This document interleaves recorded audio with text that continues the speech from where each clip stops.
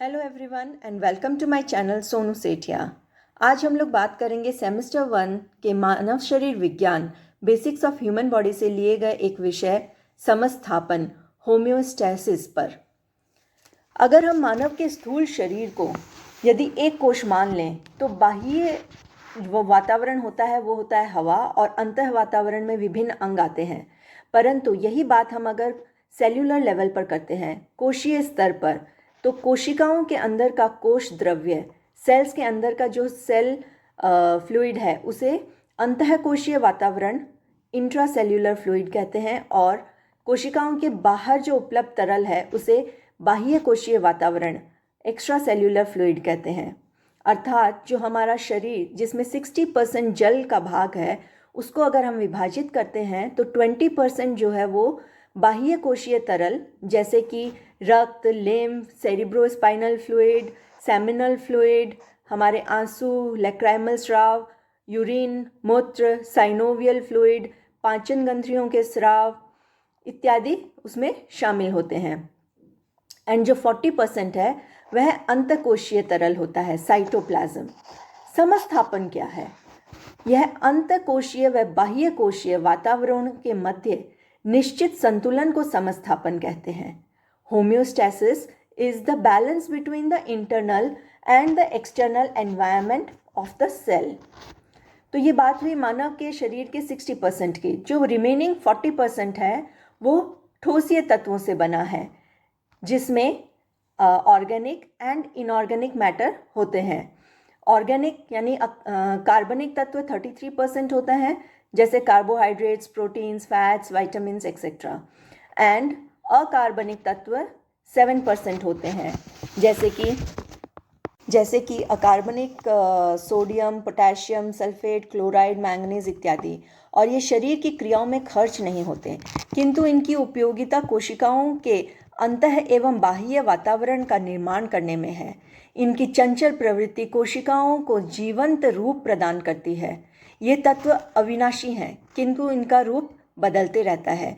जैसे कि carbon, hydrogen and oxygen मिलकर ग्लूकोज का निर्माण करते हैं और ग्लूकोज की हाइड्रोलिसिस से कार्बन डाइऑक्साइड एंड वाटर मिलते हैं। ये अकार्बनिक तत्वों के घुलनशील गुण के कारण यह जल में विद्युतीय आवेशों, इलेक्ट्रिकली चार्ज्ड जैसे युक्त आयन के रूप में स्थिर नहीं रहते। इनके इस रैंडम मूवमेंट को ब्राउनियन मूवमेंट कहते हैं। अकार्बनिक तत्वों की अंतः एवं बाह्य तरलों में उपस्थिति सेल मेम्ब्रेन के दोनों ओर एक विद्युतीय वातावरण का निर्माण करते हैं। एक्स्ट्रा सेल्यूलर फ्लूइड बाह्य कोशीय तरल में पॉजिटिवली चार्ज आयंस यानी कि धनात्मक आयंस अधिक हैं और अंतः कोशीय तरल में ICF यानी कि इंट्रासेल्यूलर फ्लूइड में ऋणात्मक नेगेटिवली चार्ज आयंस अधिक हैं। This creates a potential difference, विभवांतर क्रिएट करता है across the cell membrane. Cell membrane के सेल के अंदर और बाहर एक पोटेंशियल डिफरेंस क्रिएट करता है।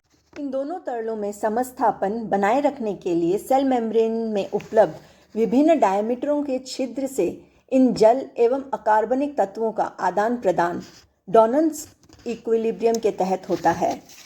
Donon's equilibrium describes the equilibrium that exists between the two solutions, the intracellular fluid and the extracellular fluid, across the selectively permeable cell membrane, which allows the passage of certain charged particles and does not allow passage of all the ions present in the fluid.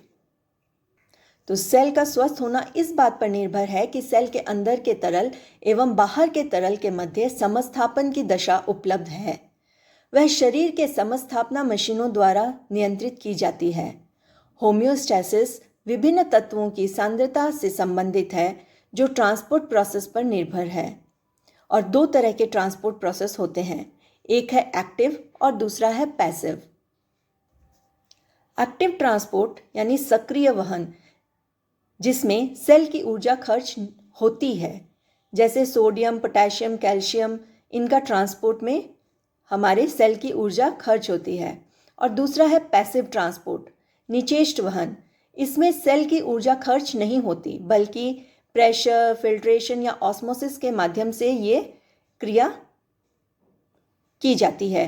Pressure यानी दबाव या सांद्रता पर निर्भर diffusion विधि है। Filtration जैसे कि kidney से यूरिन का फिल्टर होना। ऑस्मोसिस वह विहीन विधि है जिसमें सेमी परमिएबल मेम्ब्रेन के द्वारा संभव होता है।